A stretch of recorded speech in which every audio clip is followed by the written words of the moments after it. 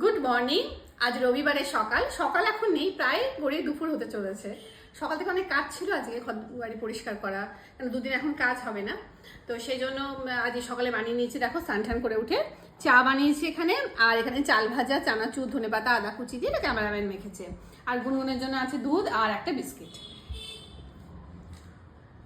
একটু হাসি দাও। তো সবসময় তো আর চাউমিন, ম্যাগি, বিরিয়ানি সকালে হবে না, হেলদি খাবারও খেতে হবে।